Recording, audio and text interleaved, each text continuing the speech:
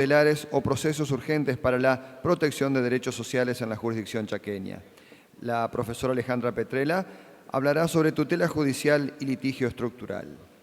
Preside el panel el doctor Jerónimo Peñalba.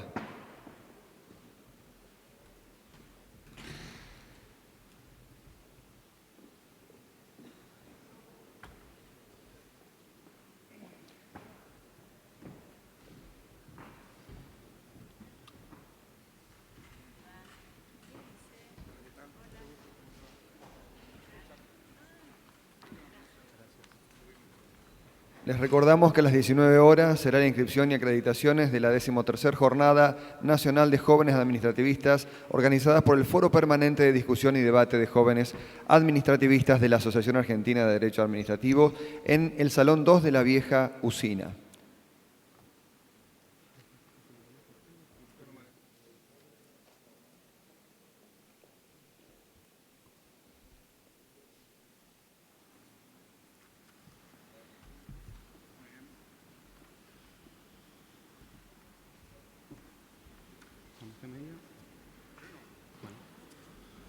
Muy buenos días.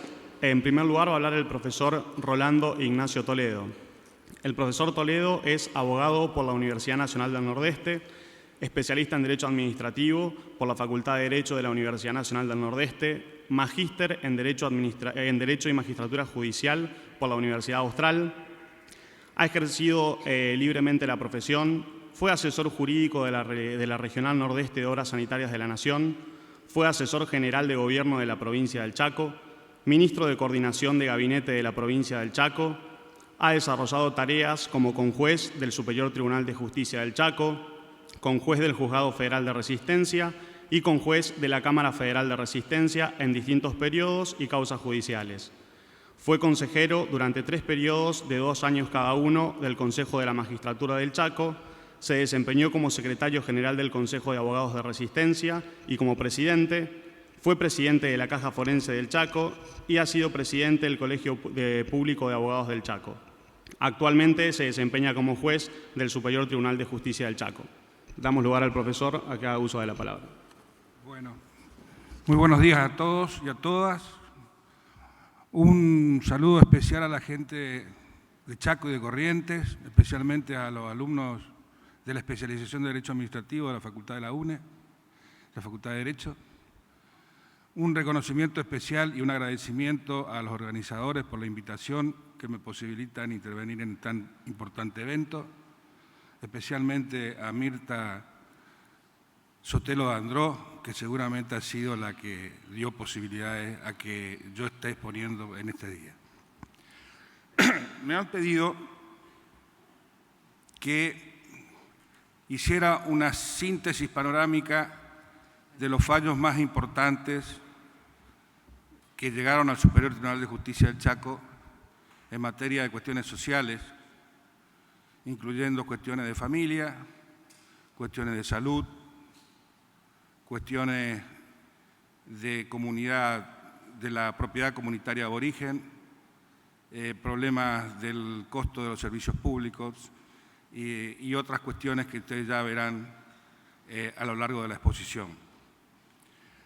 Como para facilitar el entendimiento de mi exposición, les quiero decir que trataré de demostrar hasta qué punto el Superior Tribunal de Justicia del Chaco trata de llevar a la práctica los principios de tutela judicial efectiva, tanto al comienzo como mientras se desarrolla el proceso, como cuando se ejecuta la sentencia, y también tratar de señalar en cada caso los paradigmas, los valores, los principios que se trataron de resguardar, proteger o priorizar. El título de la exposición es Medidas urgentes, medidas cautelares o procedimientos urgentes para la protección de los derechos sociales en la justicia chaqueña.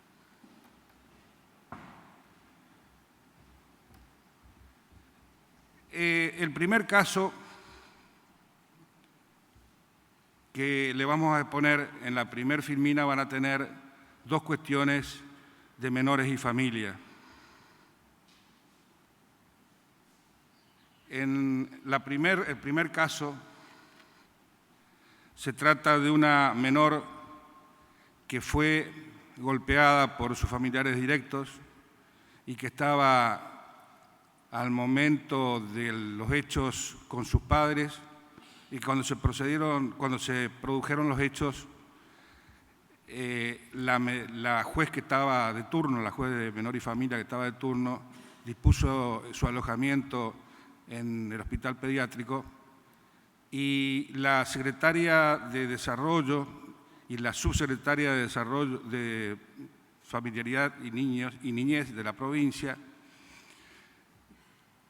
atacaron esa resolución ante la Cámara Civil y Comercial diciendo de que, de acuerdo a la Ley 7162 que rige en el Chaco, era un caso de protección integral y que por lo tanto no se debía judicializar, o sea que la juez no tendría que haber intervenido. La Cámara entendió que tenía razón la subsecretaría, le otorgó la custodia provisoria de la menor a la abuela paterna. En el interín, la asesora de menores recurrió ante el Superior Tribunal de Justicia y, en definitiva, el Superior Tribunal de Justicia revocó la resolución de la Cámara, dijo de que, a pesar de que en realidad no importaba la calificación de si era una protección integral o si era una cuestión de violencia familiar o doméstica, sino que lo importante era la protección del interés superior del niño y de la niña, y en este caso lo que se debía priorizar y entender es que la justicia no podía estar ausente en estas cuestiones, y por lo tanto, primeramente se dejó en custodia con la abuela paterna y posteriormente se lo devolvió a los padres. El otro caso de Sandoval es un caso que empieza con una niña que de acuerdo al fiscal se habría producido el delito de supresión del Estado civil porque se la había intentado inscribir como hija de los que son demandantes. Se hizo la denuncia. En el interín se produjo un pedido de medida cautelar por parte de los extenedores de la niña. La juez deniega esto, se lo da a una pareja acogedora, que teníamos nosotros un registro especial para ello.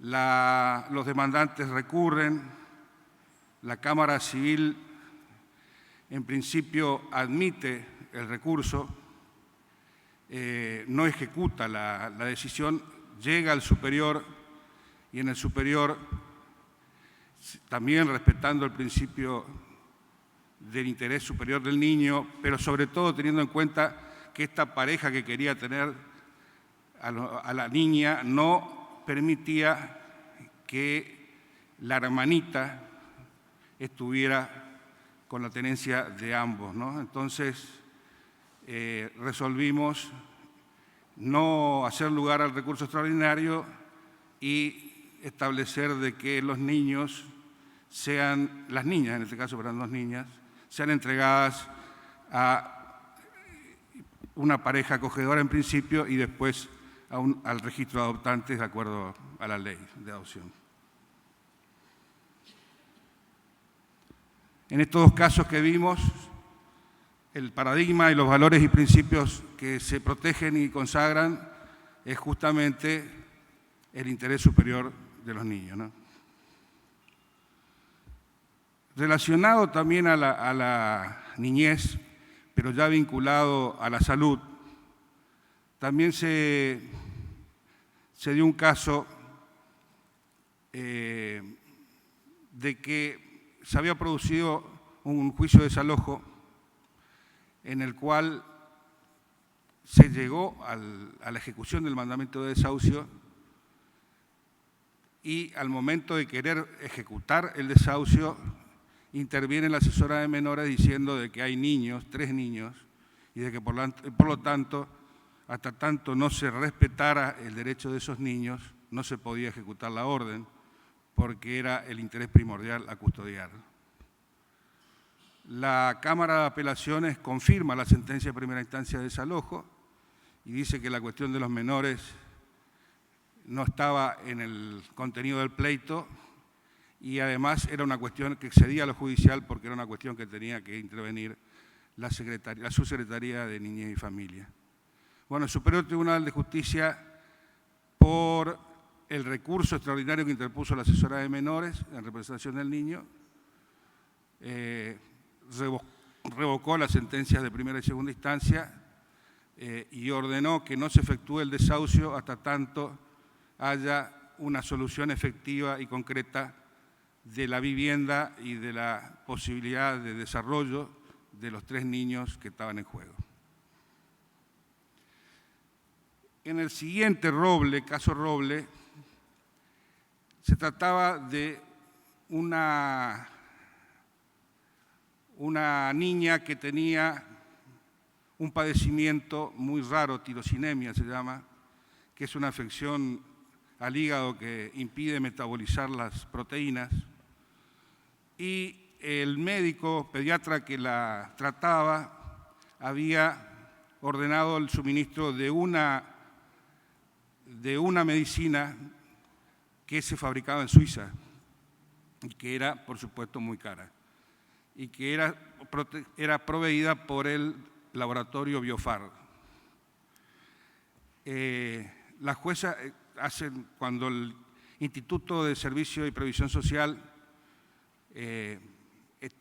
pide por vía de medida autosatisfactoria, pide que se cambie ese medicamento por un medicamento que se estaba produciendo en la Argentina por un laboratorio Nucleopharma y que tenía los mismos efectos, y de acuerdo a la ANMAT estaba verificado esos efectos. La juez de primera instancia mantiene su criterio, se apela a la Cámara y la Cámara revoca la decisión de primera instancia en cuanto al medicamento que podía ser suministrado por Nucleopharma, o sea, al Laboratorio Nacional. Esto llega al Superior Tribunal de Justicia ya con un tiempo comprobado en el cual el medicamento argentino se estaba suministrando y realmente tenía eficacia y por lo tanto se confirmó la sentencia de segunda instancia y por supuesto en este caso el bien protegido es la salud y la vida del niño, ¿no?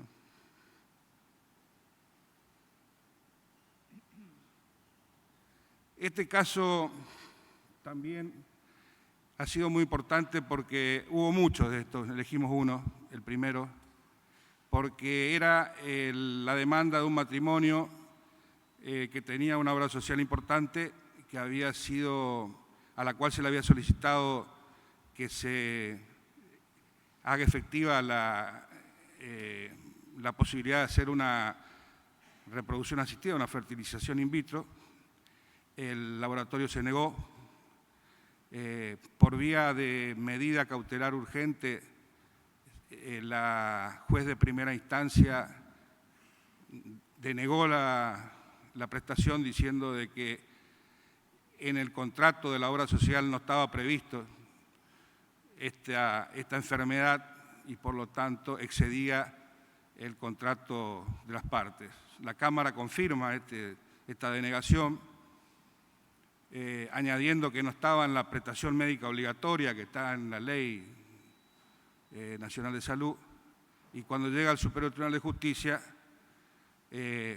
nosotros entendimos de que se trataba realmente de una enfermedad, a nivel mundial está reconocida como una enfermedad, que además el monto de la contribución mensual que se pagaba era muy importante y que seguramente permitía a la obra social concretar esa prestación y por lo tanto condenamos, mejor dicho, declaramos de que estaba dentro de las prestaciones que debía asumir la obra social.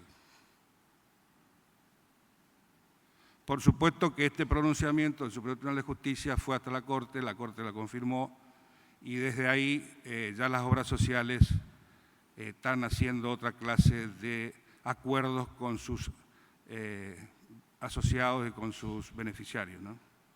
reconociendo el tratamiento. Estos casos que vamos a ver referentes al derecho ambiental, en los que se hacen aplicación de los principios de prevención y precaución que ayer hablaba muy bien Hugo González Elías, desde el punto de vista de la obligación municipal en el control ambiental. Bueno, estos son casos justamente de la aplicación de glifosato, que es un elemento contra plagas, pero que utilizado en gran cantidad provoca daños en la salud de los animales y de las personas. Inclusive ya había comprobación de que había enfermedades de niños y de las mujeres que estaban embarazadas, que tenían problemas serios de salud. Y bueno, esto en primera instancia fue denegado, en segunda instancia la Cámara estableció de que las municipalidades debían informar, pero no solo informar, sino además prohibir porque el glifosato se lo expandía por aviones hidratantes. Así que la Cámara estableció un 15 kilómetros antes de las lagunas y de los pueblos no se podía suministrar glifosato. Eso llegó al Superior Tribunal de Justicia y por aplicación no solo del principio de precaución, sino también especialmente el de prevención, porque todavía no había comprobación directa e inmediata de que los daños a la salud eran efectos o causados por estos elementos, pero por el principio de precaución, o sea, por el riesgo de que así sea, ratificamos la resolución de la Cámara e incluso ordenamos al juez de primera instancia que haga un seguimiento mensual con informes a las autoridades sanitarias y de salubridad y agropecuarias pertinentes, porque eran producción no solo de arroz, sino también de pacú, el pescado. Y bueno, efectivamente se comprobó, en definitiva, porque esto fue una medida cautelar, de que esos elementos producían un daño directo a la salud no solo de las personas, sino también de los animales. Así que ahora está prohibido la utilización de esos elementos. El otro caso es más un caso también raro, porque se trata de un shopping que está a la entrada de Resistencia, viniendo de Corrientes por la avenida Sarmiento. Era un emprendimiento comercial que Resistencia estaba hace mucho tiempo esperando, y una asociación que promovía la cuestión ambiental decía de que ese lugar donde se emplazaba era un lugar que podía ser inundable, y entonces dijo de que iba a promover una medida de no innovar. Mientras tanto tramitaba el proceso. La empresa, con esa excusa, promovió una medida anticautelar, o sea que se declarara de que no se podía en esas condiciones impedir la prosecución de la obra, y el Superior Tribunal de Justicia, con la aplicación de los fundamentos que da el profesor Peirano, decretó la medida contracautelar, de manera tal que el shopping se está terminando. Por supuesto que nunca se comprobó todas las cuestiones de oposición, las causas de oposición que decía esta fundación, ¿no? Bueno, este caso Canal es un caso, diríamos, de desconocimiento de una sentencia que el Superior Tribunal había dictado. Se trataba de empleados que habían sido, por una ley, pasados a planta permanente. El municipio no los quiso pasar, mejor dicho, el intendente, que había entrado nuevo, no los quiso reincorporar.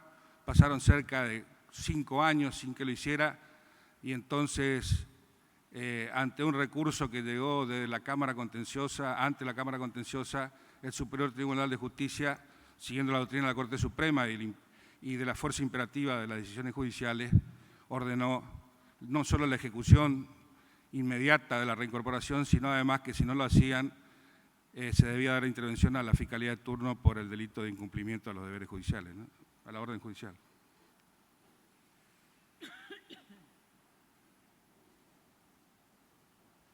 Hay dos casos emblemáticos también del reconocimiento y protección del derecho comunitario, del derecho a la propiedad comunitario aborigen, indígena, que en el Chaco tiene mucha raigambre. Y en los dos casos, uno había acción autónoma de la nulidad y una medida innovativa, y en el otro caso, a través de un recurso extraordinario, el Superior Tribunal de Justicia hizo lugar a las acciones, dejó sin efecto las transmisiones que se habían hecho indebidamente a terceros y reconoció el derecho de las comunidades aborígenes y de las asociaciones aborígenes a esas tierras.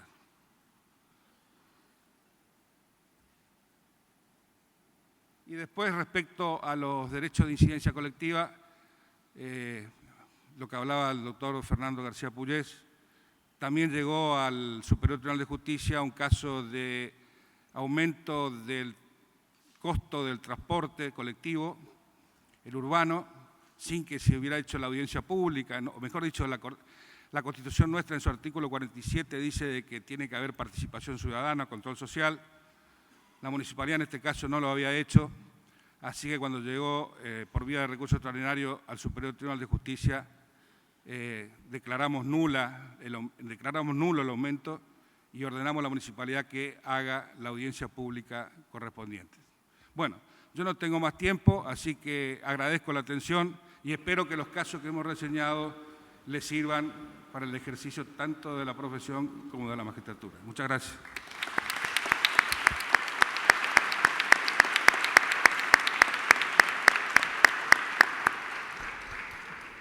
Agradecemos al profesor Toledo y damos paso a la profesora Alejandra Petrella. La profesora Petrella es jueza de primera instancia en lo contencioso administrativo y tributario de la Ciudad Autónoma de Buenos Aires, titular del juzgado número 12.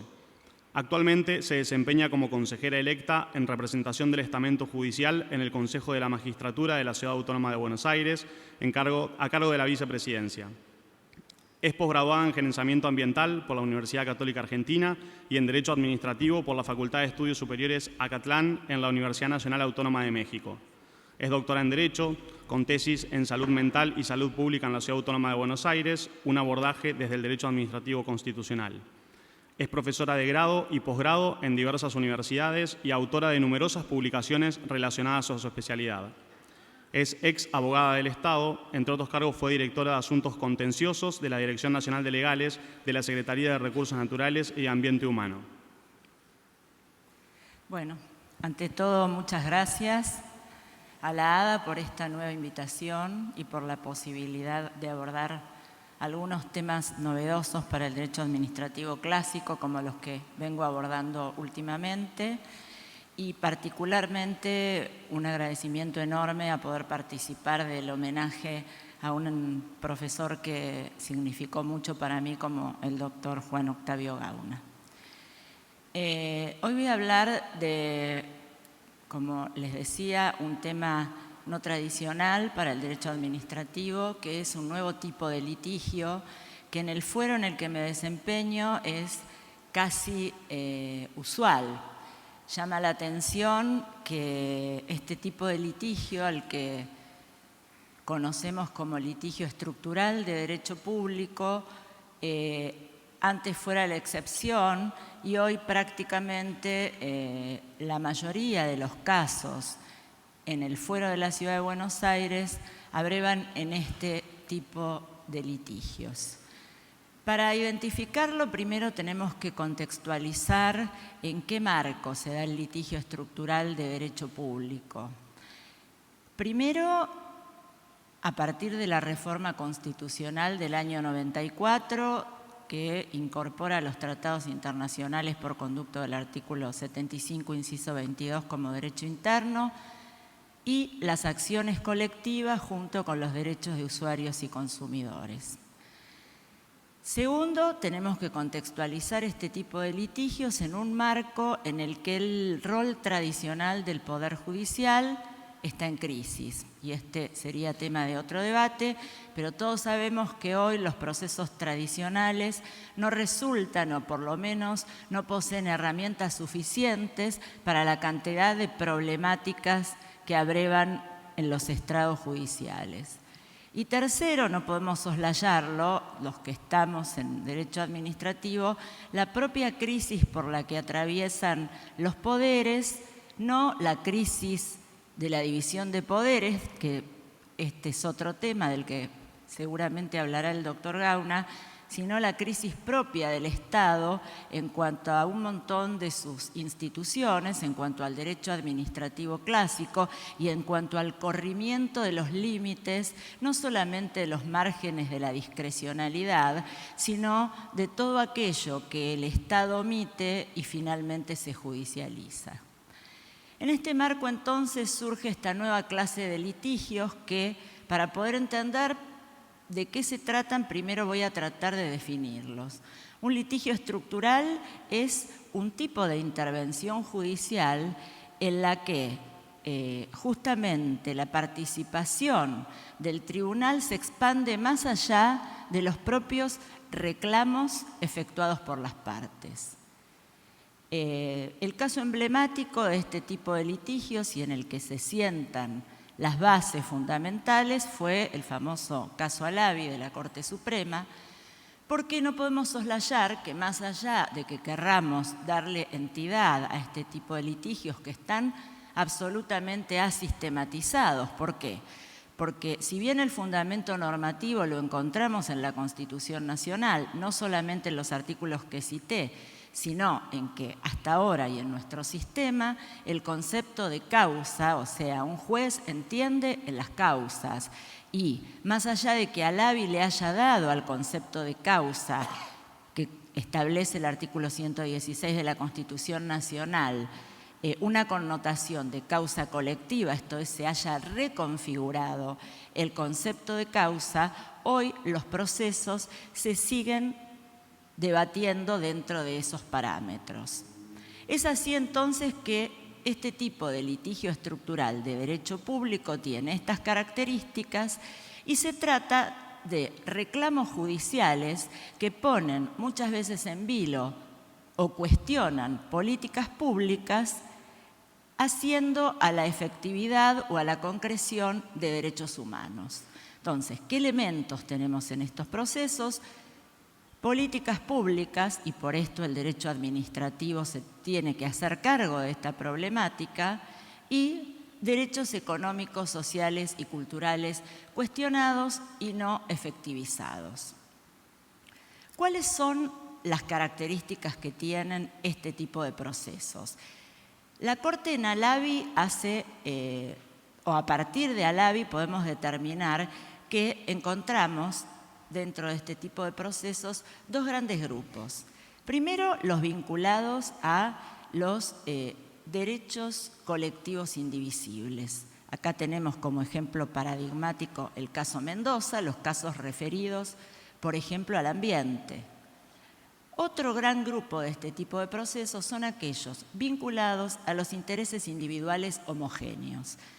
Aquí el caso emblemático del que después vamos a hablar es PADEC con Swiss Medical, y lo podemos en general vincular a problemáticas referidas al derecho a la salud.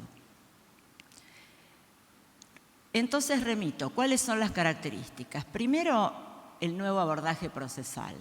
Este tipo de procesos ya dejan de ser una controversia bipolar, como los clásicos procesos conocidos hasta ahora, y se convierten entonces en una experiencia en la que los intereses son policéntricos. Los podemos graficar como una tela de araña, porque inclusive los intereses en este tipo de procesos muchas veces están imbrincados. Esto hace que haya una multiplicidad de partes y, por tanto, el concepto de legitimación también tengamos que redefinirlo. Y la legitimación como puerta de acceso al proceso tenemos que volver a analizarla. La legitimación claramente, al ser una legitimación colectiva, es una legitimación distinta. Las nuevas herramientas procesales que deben manejar los jueces en este tipo de procesos. ¿Por qué? Porque hasta ahora, en contiendas donde existían dos partes o en los típicos procesos partisanos, el juez se basaba en los principios de congruencia y en el principio dispositivo. En estos procesos el juez debe dejar de ser un mero espectador para constituirse o para tener un rol activo dentro de los procesos con nuevas herramientas tales como el amicus curiae, tales como las mesas de diálogo, tales como la convocatoria a audiencias públicas o la participación activa en las audiencias. Estos procesos se caracterizan también por tener como características, valga la redundancia, la publicidad y la transparencia, porque en general todos estos procesos son abiertos a la comunidad. Además de las nuevas herramientas procesales de las que vengo hablando, el rol del juez acá resulta fundamental. Y acá entramos en el primer tema vidrioso de esta problemática y que es el que da lugar a mayor cantidad de críticas. Y esto es, ¿el juez puede ser un controlador de las políticas públicas? Nosotros conocemos al juez contencioso administrativo clásico como revisor de la legitimidad del acto administrativo. Ahora bien, ¿qué pasa cuando el juez tiene que controlar una política pública en el marco de un proceso? En lo personal, tengo para mí que el código, al menos en la Ciudad de Buenos Aires, el Código Contencioso Administrativo y Tributario, le da herramientas al juez en el marco de las facultades ordenatorias e instructorias para dirigir los procesos y para ampliar este campo de visión y generar todo este tipo de herramientas. Sin embargo, el juez está claro que en el marco de la división de poderes no puede ser un diseñador de políticas públicas. Esto es, el juez no diseña una política pública. El juez simplemente tiene que convertir una mera decisión discrecional en obligación legal. ¿Y esto cómo lo hace? Y este es el problema, porque podemos decir que en el marco de esta crisis de división de poderes, el efecto expansivo que tienen las sentencias en estos litigios, porque claramente hablar de legitimación colectiva implica hablar de una sentencia con efectos expansivos. Creo que si no le damos estas características a la sentencia, los principios de tutela judicial efectiva, los cuales tiende a proteger este tipo de procesos, no tendrían razón de ser. Entonces considero que el juez no diseña políticas públicas, pero sí tiene que controlar su contenido. ¿Cómo puede hacerlo? El juez puede hacerlo de tres maneras. El juez puede controlar la política pública dando una orden concreta, y esto es, en el marco de un litigio, estableciendo cuál es la manda a cumplir y monitorearla. Esto, por ejemplo, pasó claramente en el caso Viceconte, y acá el problema de la sentencia genera claramente algo a tener en cuenta, y es que los procesos hoy ya no terminan con las sentencias, sino que las sentencias son complejas porque, en definitiva, el litigio estructural se trata de un remedio complejo para procesos complejos. Muchas veces se abre un nuevo proceso a partir de la sentencia, y esta sentencia tiene que ser permanentemente monitoreada por el juez. El juez también puede obligar al Estado a la conducta que omitió, y estos son los casos en los que se vincula más fácilmente la responsabilidad del Estado por omisión, o puede ir un poco más allá y es fijar una determinada política que se haya omitido. Por ejemplo, en la Constitución de la Ciudad de Buenos Aires hay un capítulo acerca de las políticas públicas. Yo no sé si ustedes saben o leyeron la Constitución de la ciudad. La Constitución de la Ciudad de Buenos Aires, excepto el derecho a la felicidad, garantiza todo el resto de los derechos. tenemos previsto un capítulo de políticas especiales en la que hay un montón de derechos garantizados y una cláusula dada por el artículo 10, a la que llamamos cláusula cerrojo, que los hace operativos. Ahora bien, cuando los jueces le tenemos que decir al Estado que cumpla con lo que dice esa Constitución, que el utopismo del legislador, porque esta es una realidad, llevó a que se promulgara, al Estado no le gusta o también alega razones presupuestarias, porque es cierto que tampoco el juez puede disponer de recursos que están distribuidos de determinada manera y para determinadas necesidades. Porque también es cierto que muchas veces el problema del litigio estructural sí resuelve lo que antes no resolvían los procesos individuales vinculados a los derechos económicos, sociales y culturales. Yo recuerdo que el doctor Muñoz decía que cuando un juez resuelve una problemática social, genera una inequidad a nivel global, porque le está solucionando el problema a un tipo y hay un montón de tipos que tienen el mismo problema y que quedaron absolutamente indefensos.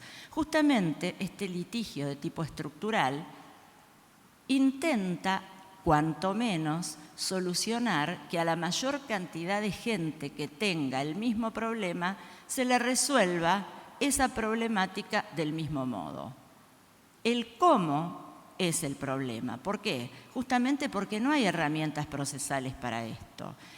Los códigos que tenemos no acompañan las acciones colectivas. Todos sabemos que no están reguladas, si bien la Corte dio algunas pautas en Alavi, la Corte dio algunas pautas en la acordada 32 del 2014, en la que se establece el registro de acciones colectivas. Tenemos la Ley de Defensa del Consumidor, que en su artículo 54 también da algunas pautas procesales para el desarrollo de las acciones colectivas. Sin embargo, es muy cierto que todavía la acción, pese a todas estas herramientas que son asistemáticas, que no tenemos acciones colectivas. En la Ciudad de Buenos Aires tenemos una ley de amparo, la 2145, que sin embargo a la hora preveía el amparo, regulaba el amparo colectivo, y este capítulo fue vetado, con lo cual los procesos terminan siendo una suerte de creación pretoriana de los jueces en cuanto a su tramitación, lo cual sinceramente no sé si es muy bueno. Creo que las herramientas procesales son una garantía para el justiciable. Entonces, creo que deberían regularse más este tipo de acciones. ¿Qué casos emblemáticos tenemos en materia de litigio estructural? Si bien no tienen directamente que ver con el Estado, hay dos casos que quiero citar porque se refieren puntualmente al tema de la legitimación como puerta de entrada al proceso, en uno reconociéndosela y en otro denegándosela. Claramente, después de Alavi, el caso emblemático fue Padec con Swiss Medical, y fíjense que acá se da en el reconocimiento un derecho que es el que más ha forjado al litigio estructural, que es el derecho a la salud. Los grandes casos de litigios estructurales, todos se vincularon al derecho a la salud, inclusive los internacionales. Por caso, el fallo de la Corte de la India o el fallo de Sudáfrica vinculados al SIDA, también obviamente el derecho a la salud involucrado. Asociación Bengalensis, Viceconte, y en el mismo caso Padec se le da entonces legitimación a esta asociación para proteger a quienes tenían esta problemática. Le da más fortaleza al ABI porque es un fallo que la Corte dicta por unanimidad.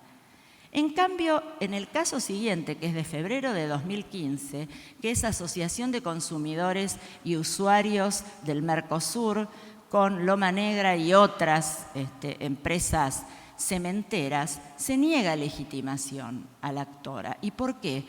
Por la heterogeneidad de los intereses que estaban en juego. Y lo que me interesa destacar de este fallo, y que lo quiero leer, es que la Corte insta a quienes intervienen en estos procesos a delimitar claramente el objeto de la pretensión y la legitimación, y en qué términos lo hace. La Corte en este fallo dice que insta a quienes realicen acciones colectivas a realizar una definición cierta, objetiva y fácilmente comprobable de la clase, lo cual exige caracterizar suficientemente a sus integrantes de forma tal que resulte posible a los tribunales corroborar en la etapa inicial del proceso tanto la existencia del colectivo relevante como determinar quiénes son sus miembros. A nivel local, la Sala 1 de la Cámara Contencioso Administrativo y Tributario de la Ciudad, en un fallo referido a la salud mental, vinculado a las pacientes que habitaban el Hospital Moyano, directamente le dio característica de litigio estructural a este proceso, determinando que el derecho a la salud es un derecho colectivo y obligando al Gobierno de la Ciudad de Buenos Aires a poner en condiciones de dignidad un neuropsiquiátrico. Creo que este fallo fue señero en lo que se refiere al litigio del que estamos hablando. En definitiva, como me queda poco tiempo, lo que yo quiero decir es que este tipo de procesos presenta primero un desafío para los jueces, intentando delimitar sus funciones en un marco que no es fácil porque se vincula a una extrema judicialización como la que existe hoy de la problemática social. Ello implica necesariamente el uso de estas nuevas herramientas procesales que deben encontrar un marco regulatorio, porque si hoy tenemos asignaturas pendientes en esta materia son, primero, cuáles son los remedios finales que tienen este tipo de procesos, por la complejidad de la sentencia y la necesidad de que sea ejecutiva siendo efectivos los derechos que intenta garantizar. Pero por otro lado, el desafío del juez es encontrar esa compatibilización entre el margen de discrecionalidad que tiene la administración pública, la división de poderes, el cumplimiento efectivo de los derechos y todo esto resguardando el interés y el derecho, básicamente, de los litigantes. Por eso quiero terminar, como tantas veces termino, con algo que dijo Guillermo Muñoz, esta vez releyendo Lecciones y Ensayos. En la introducción de Lecciones y Ensayos, el doctor Greco y el doctor Muñoz hablan de la enseñanza del derecho administrativo, que creo que debemos replantearnos firmemente quienes estamos tratando de formar a quienes nos van a continuar y que van a tener que trabajar profundamente en toda esta temática. Muñoz y Greco decían que hace 30 años que la enseñanza del derecho administrativo se resiente por la falta de análisis de uno de sus supuestos básicos, el conocimiento de la realidad social. Por eso propongo a todos los que estamos acá, jueces, magistrados, juristas, abogados del Estado, letrados que ejercen la profesión, que tratemos de repensar estos temas con honestidad intelectual y ver hasta qué punto no tenemos que realizar cambios a partir de lo que esta nueva realidad social nos impone. Muchas gracias.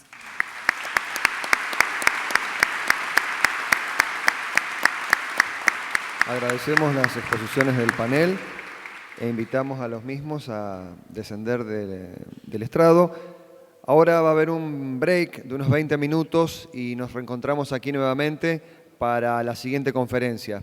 Les recordamos que ya está a disposición en el área de acreditaciones la tarjeta para la cena de clausura de estas jornadas que se va a realizar en el Marán Suite and Towers en el horario de las 22 horas.